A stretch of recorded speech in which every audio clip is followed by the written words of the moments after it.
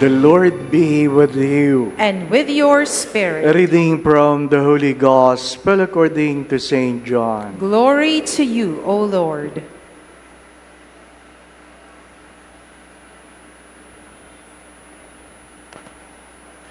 The Jews murmured about Jesus because he said, "I am the bread that came down from heaven." And they said, "Is this not Jesus, the son of Joseph? Do we not know his father and mother? Then how can he say, 'I have come down from heaven'?" Jesus answered and said to them, "Stop murmuring among yourselves. No one can come to me unless the Father who sent me draws him, and I will raise him on the last day. It is written in the prophets, 'They shall all be taught by God.' Everyone who listens to my Father and learns from him comes to me. Not that anyone has seen the Father, except the one who is from God. He has seen the Father. Amen, amen, I say to you, whoever believes has eternal life. I am the bread of life. Your ancestors ate the manna in the desert, but they died. This is the bread that comes down from heaven, so that one may eat it and not die. I am the living bread that came down from heaven. Whoever eats this bread will live forever. And the bread that I will give is my flesh, for the life of the world."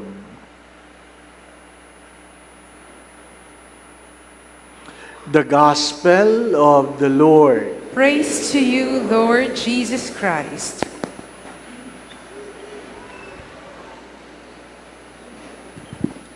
Magandang gabi po sa inyong lahat. It is always true that a family that prays together stays together. And a family that eats together stays together. Prayer is not always during happy moments, even during struggles. Meal is not always about food, it is about sharing. May kasabihan tayo mga Pilipino, hindi bali na magdildil ng asin, o kahit ginamos ang ulam, basta magkakasundo, kaysa kumakain ng crispy pata na magkakaaway.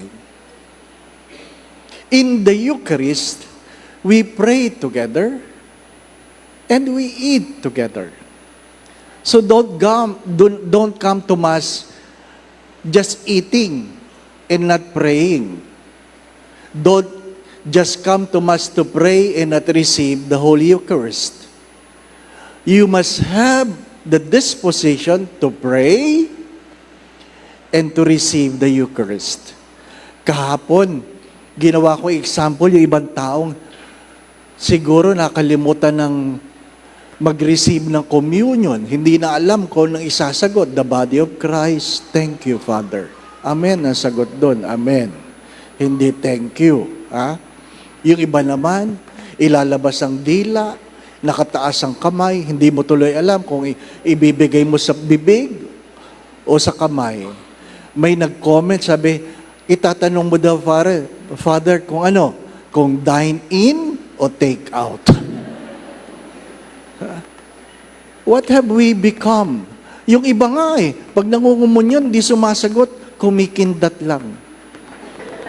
Body of Christ. My dear friends, my brothers and sisters, the Eucharist is a time to eat together and to pray together. What are the readings trying to tell us?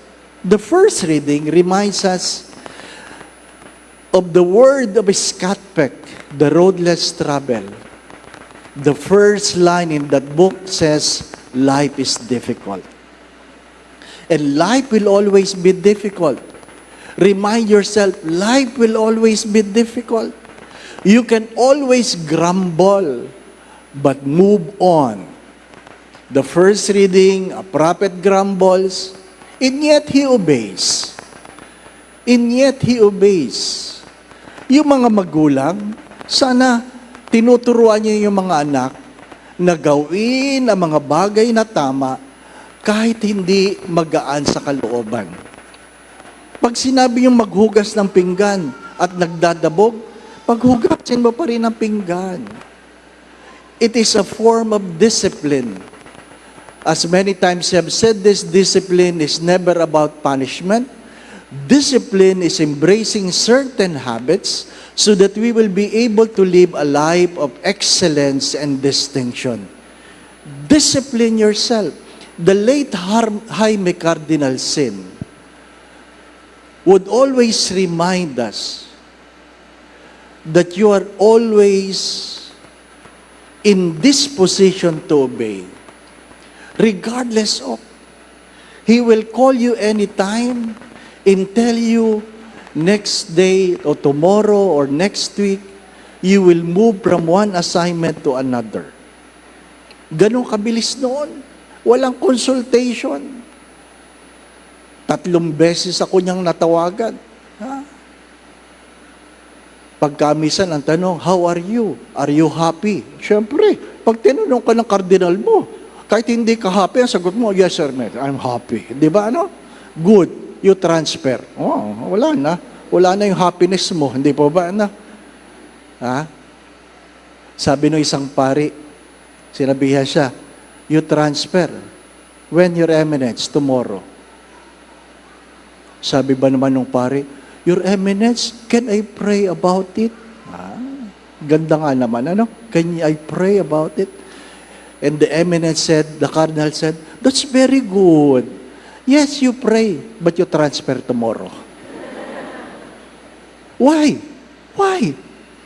As Saint Thomas of Aquinas, you can never be wrong in obedience. Grumbling speaks of your level of maturity. Do not forget that.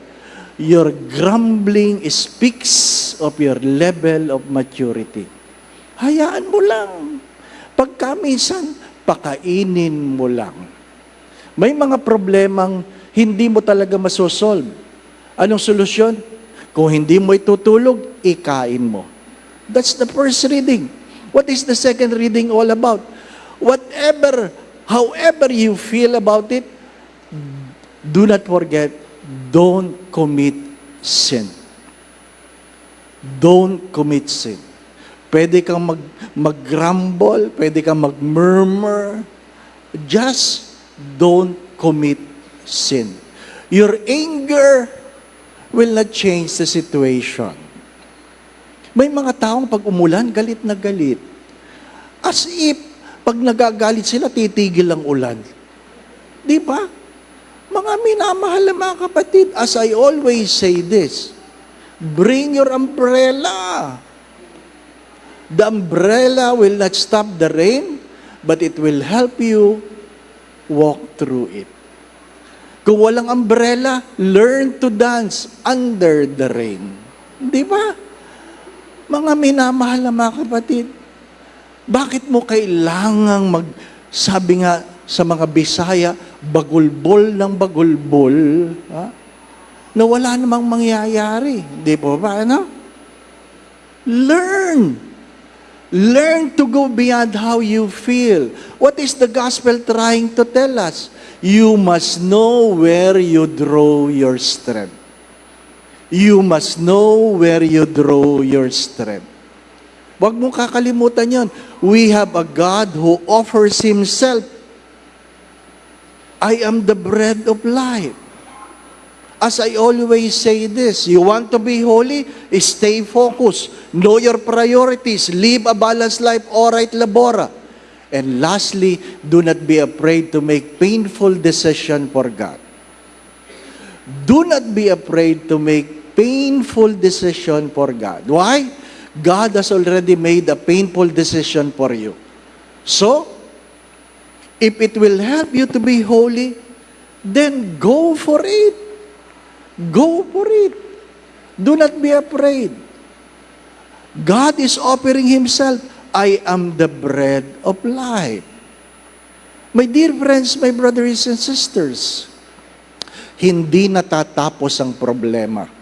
Anong kasabihan? Kung mayroon kang pinagdadaan ng problema, daanan mo lang.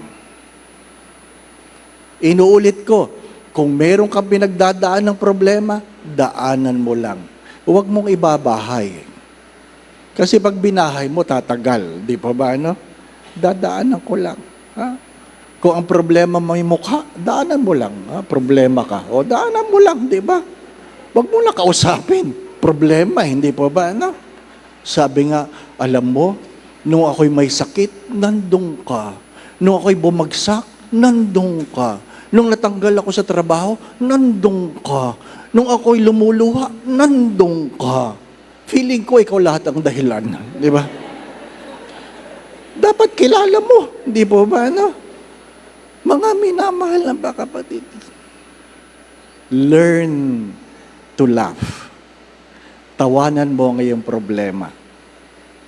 Tawanan mo ang iyong problema. Ano ngayon? Kung pag hinalaan kanilang may sayad ka, at least, di ba, ano? Nakatawa ka. Hindi po ba, ano? Sa simbahan, pag may umiiyak, sasabihin mo, ay, may problema yan. Kasi umiiyak eh. Hindi po ba, ano? Pero pag ngumingiti sa loob ng simbahan, sabi lang, may sayad yan. Di ba? Bakit ba tayo naghihinala doon sa mga ngumingiti? Di ba, no? Huwag kayong mag-alala. Hanggat hindi gumagano sa dingding. Oh. May pag-asa pa. Di po ba, ano? Ha? Maiksi lang ang buhay.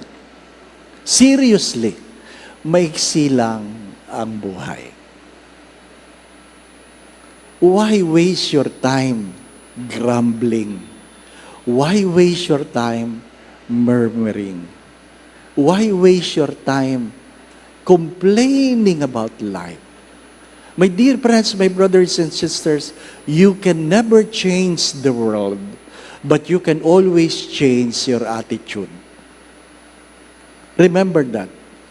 You can never change the world, but you can always change your attitude. Amen.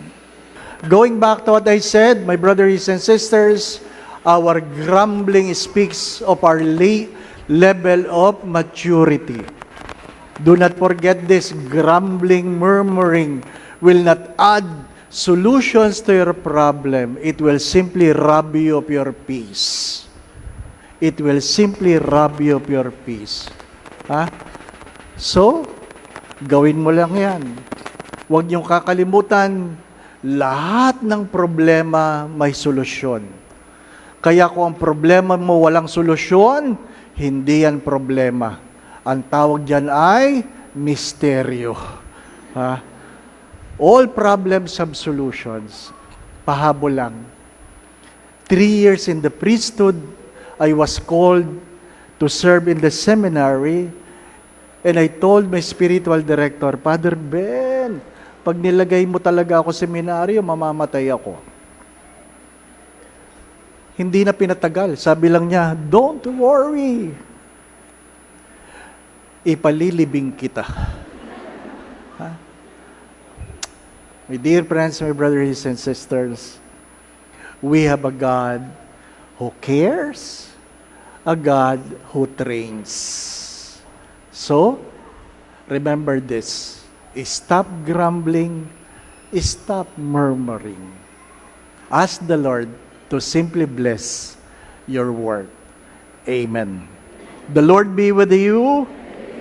And may Almighty God bless you in your family. In the name of the Father, and of the Son, and of the Holy Spirit.